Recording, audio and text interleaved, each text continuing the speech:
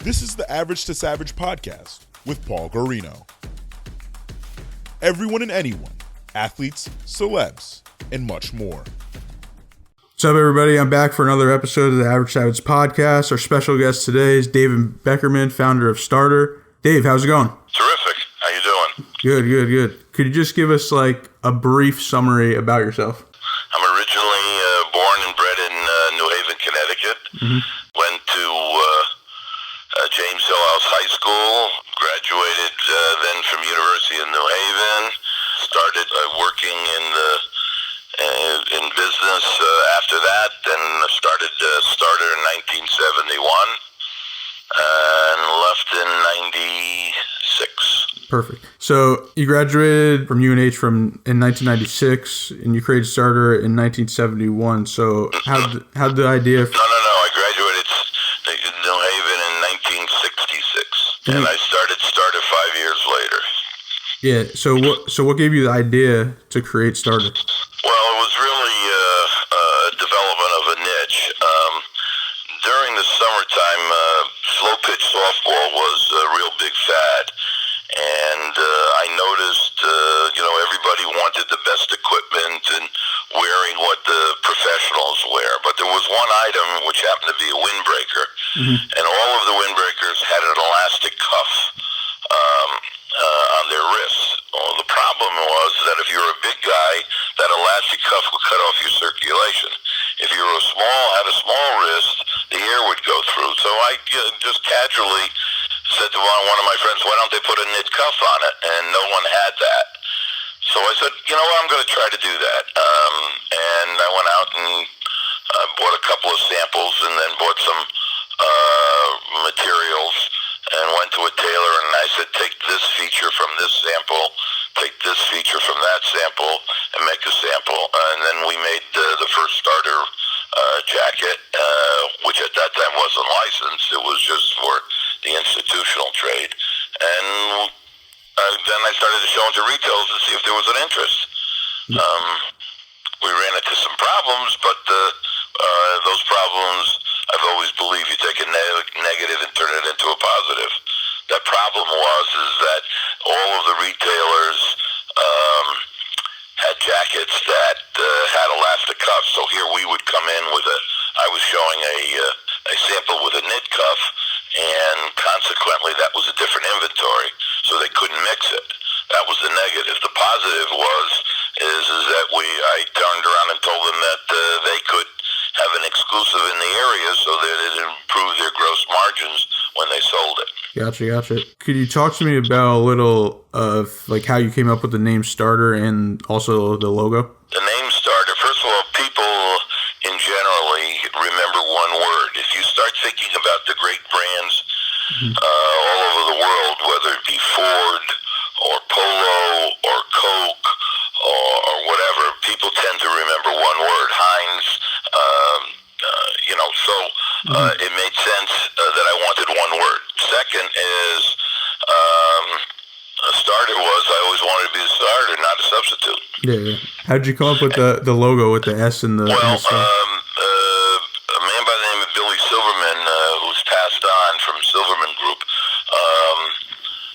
he and I collaborated, and we came up with the idea of a logo with a star, because we were ultimately trying to get to the stars, and with the S, it combined both of them together. Gotcha. Yeah, iconic logo right now. And I know you briefly touched on it before, but like, what was it like just figuring out like all the manufacturing stuff?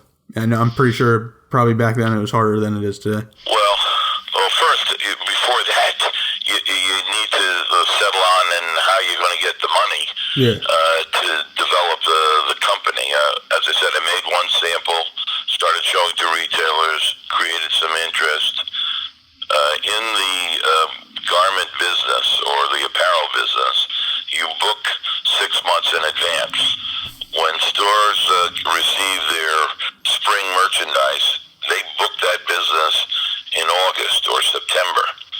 So the manufacturers, regardless of who they are or what they're manufacturing, have 90, maybe 120 days to produce it. So I accumulated orders, had no manufacturing, didn't have anything, but I didn't have any money. Yeah. I went to the banks.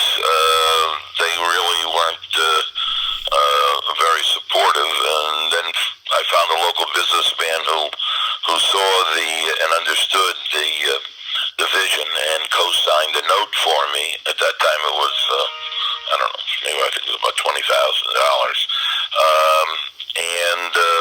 So I had the money, and then simply went into the Yellow Pages and looked for sewing contractors, and found some, and went to them and gave them a sample and showed them what I needed, and by hit and miss, meaning sometimes the first contractor didn't do the quality as well as we wanted. Yeah. Eventually found one, and he manufactured for us, sent it to my location, and I began shipping it. Later on, as we developed, then we had our own factories.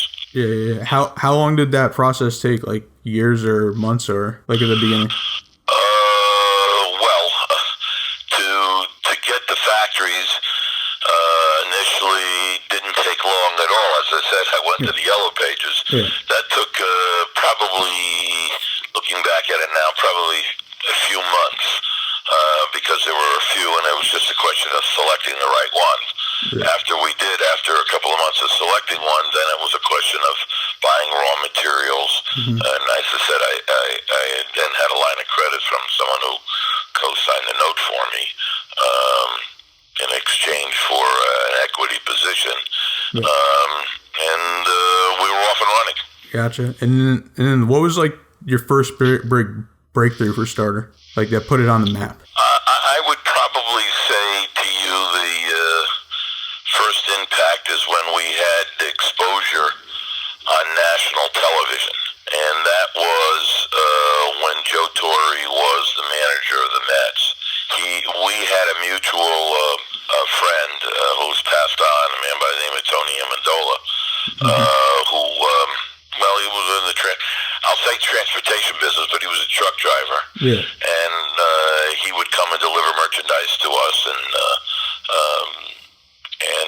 we would help him with his charities and a variety of different things. Kind of an interesting story. He had always said that he knew people in baseball. We didn't really take him seriously initially. We found out later on that he'd take his vacation time and work for Adirondack Bat. That was a wooden bat manufacturer upstate New York, and drive to spring training and make bats. That's how he met Joe and a variety of other people.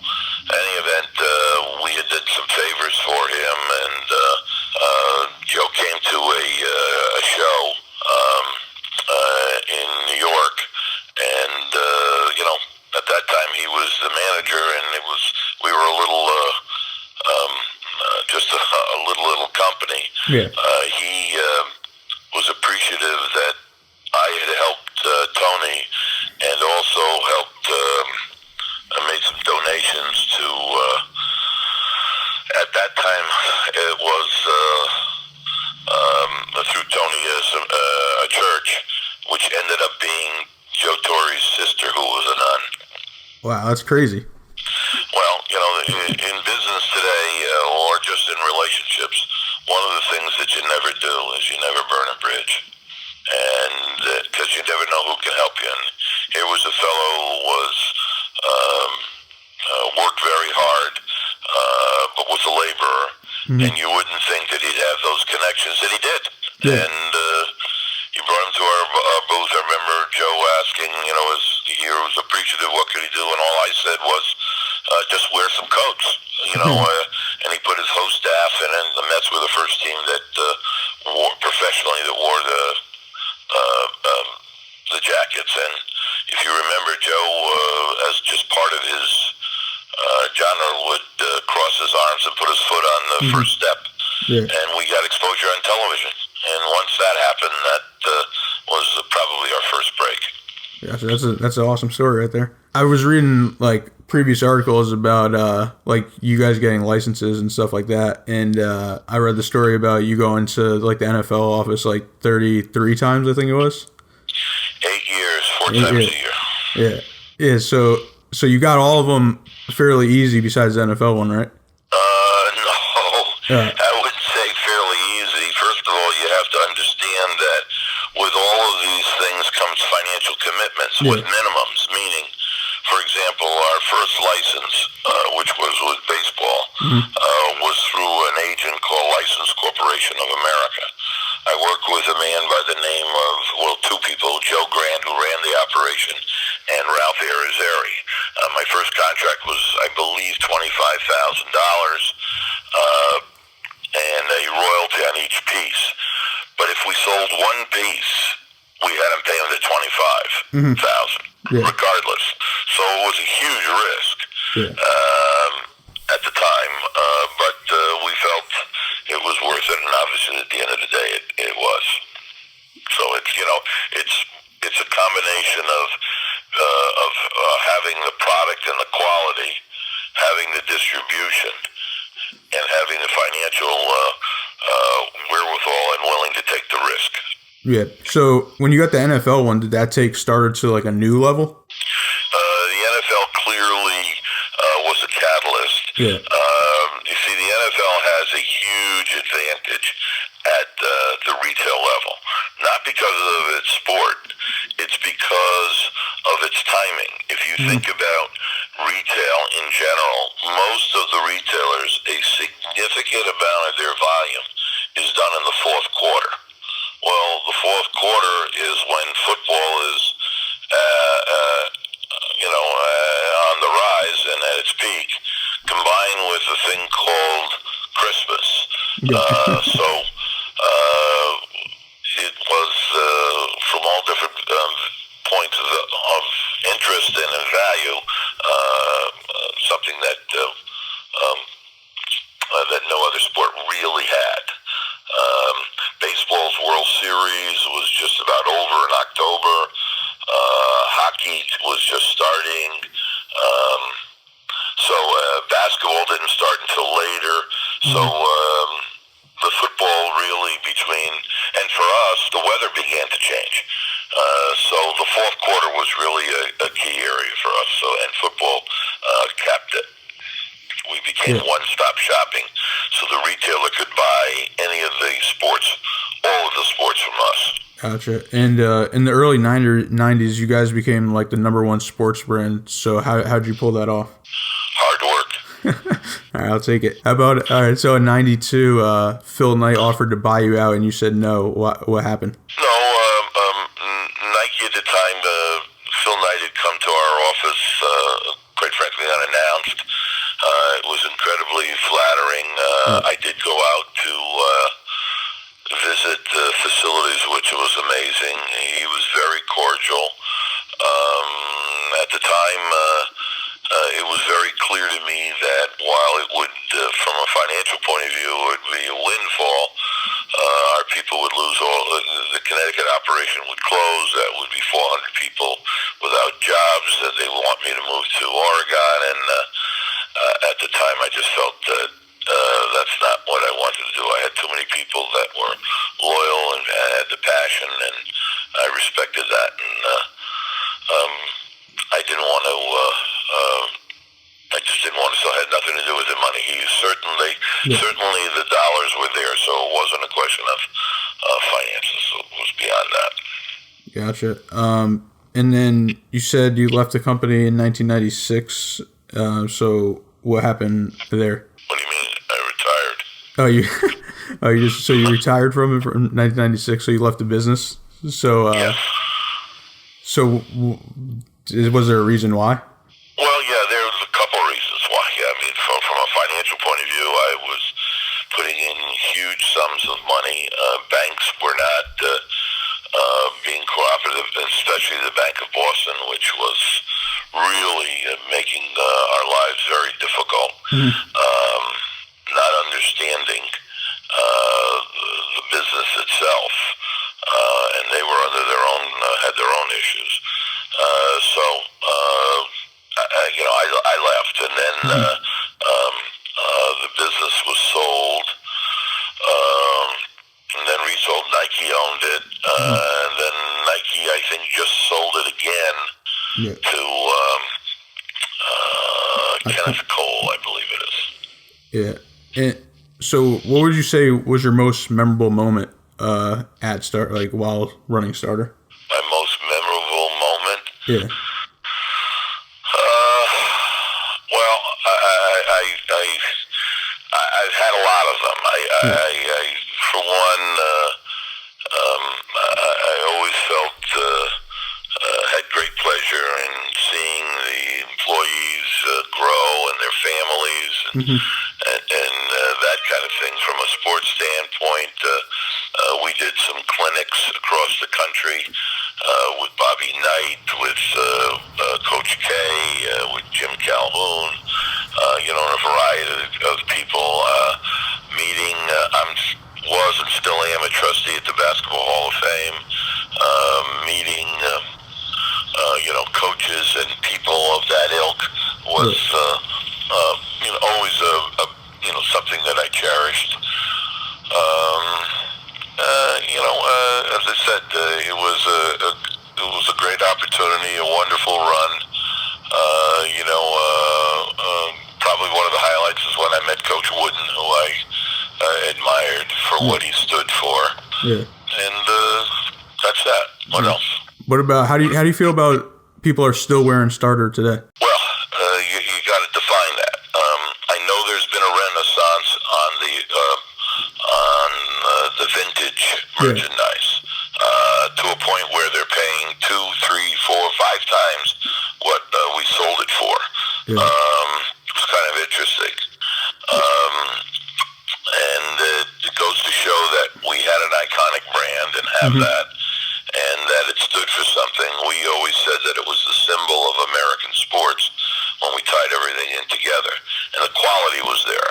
Yeah. Today, it's a little bit different. The quality is not the same. The distribution is not the same. Yeah. So. Yeah, I was kind of saying it from like a celebrity standpoint. Like I've seen like a lot of even like current athletes and like celebrities today like wearing it. So I want to know like how do you feel about that still? Well, I whether it be a celebrity or not, anytime we saw a product or a person wearing our product, obviously we always felt appreciative and of people buying the product, because when they purchase something, you buy it because you believe it's something that you like, obviously, or else you wouldn't buy it, and you believe that it's the quality level that you adhere to, and that I always respected. So I was always pleased to see that happening. Gotcha. So do you ever just like today, like walk around and you see somebody just wearing like a Starter jacket or hat? Well, I do see some. There's two different things. When I see the old ones, or the vintage ones, I won't say old, vintage ones. I can recall when we made it and or what it stood for. As far as the new one's concerned, as I said, it's a different marketplace, different distribution, different quality level. But some of the things, you have to understand that we were innovators and totally different than some of the other businesses. Yeah, for sure. So by eye, you could tell if it's the vintage stuff or the new stuff, like in person, you could tell? Yes. That's awesome. So did you see that the Alliance of America Football, the new league, is actually going to be Starter jerseys? I saw that, yes. How do you feel about that? Well, it's not a question of how I feel, because I don't know the particulars. I don't know, how much exposure they're going to get. I don't know about the TV contracts. I don't know what's. There's a difference between making an investment in a startup, which has its advantage because theoretically it should be cheaper. And that the company is gambling on that. Plus the fact they're trying to link the past tradition of professional sports to the present. But on the same token, if it fails, it's not really a positive kind of reinforcement. But I have no opinion on the new league, because I don't know much about it at this point. Yeah, for sure. There's a lot of new leagues coming up. I don't know how all of them will succeed or not succeed, but we'll see, I guess. So let's jump into your basketball coaching career. Where'd your passion for basketball come from? Well, I started as playing basketball at the Jewish Community Center in New Haven. would say a tough neighborhood, but it was a mixed neighborhood, and the center was the place where we went and we played ball. And from there, we played at the center, and so I had that passion. I played in high school at Hill House High School, and then freshman ball at Southern, and then it really was the coaching, and I coached the JCC in actually looking back at it, it's been really a lot of fun. I coached the JCC to the only national championship they ever had. And then I got a high school job while I was building a company at a prep school called Hamden Hall, where we won 8 New England championships, 6 consecutively. I'm trying to think I don't remember exactly what we won. I think we won. In any event, I was there for 11 years. It was a wonderful, wonderful experience. When I retired, I went to Florida in 2004 and 2003, and ended up coaching another prep school called Pinecrest, which had never won any districts or even qualified for the state championships. And we went to the state Final Four 6 years in a row, won 3 state championships, 2 of them with a fellow who's playing in the NBA now, Brandon Knight. And ended up winning a little over, over 500 games and only losing about 120 or so. But it was a passion. I love working with kids, and I love the game. What was your key to success of winning all these trophies and championships? Good players. Good players, good coaching? Well, no matter how good of a coach you are, if you don't have good players, it's very hard to win. But I think that there's a combination of two. We had the coaching was a combination of a business direction where I made parents and players sign a written contract with me prior to the season, so that they understood the rules, and also an understanding and building a relationship with the players that they knew you cared and you were trying to teach them, and being a helping supporter of them. And it worked out, as I said, Hamden Hall was a wonderful experience. Pinecrest, the kids were terrific, and both schools were high academic schools. And it was terrific. Yeah, what was it like coaching Brandon Knight? Was and is a great player, and we had some other great players. I can only I'll tell you one story about Brandon, and it probably tells you what it's like. We were playing, I believe it was his sophomore year, I believe. I'm not sure. Yeah, I think it was sophomore and junior year. And we were playing in the regional semifinals of the region. And if you lose, the season's over. If you win, you go on to the state Final Four. So it was the regional finals. And we were playing a team called LaSalle at a neutral court in Florida. We were down 11 points with 2.5 minutes to go. And I had done everything that I thought that I knew, called every trick that I could, and tried to motivate the kids as best as we could. But we were down, and the kids knew that if they lost, the end of the season was over. And I called timeout, and Brandon looked at me, and I looked at him, and sort of gave him that look, now's the time. And in the huddle, he had said to me, in front of all the kids, Coach, they call me Coach B, Coach B, what time is practice tomorrow? And the kids looked up at him, knowing they're 11 points down. I said, Brandon, 4 o'clock, be there. He went out. We went out from there. He stole the ball, hit 2 threes in a row. Got a charge. Created a charge. Had an assist. Scored 52 points for the game, and we ended up winning by 3. That was crazy. He's, of all the players I ever had, obviously being in the NBA, he was athletically the best player, but the thing about him, it was tremendous work ethic. Yeah. If he missed a couple of foul shots, he asked if he could use the shooting machine and come in and have some extra practice, or he would, and he was an honor student. I mean, this is a kid that could have gone any place. I remember bringing him up to see Coach James Jones at Yale. I mean, he could have gone to Yale. I mean, but obviously he went to Kentucky. And I know you have not one but two athletic centers named after you. So what were those feelings like getting those? Well, it was very nice. Each of us have an obligation, regardless of our financial wherewithal, is to give back and to share within the community that has raised you, and especially people who have been supportive.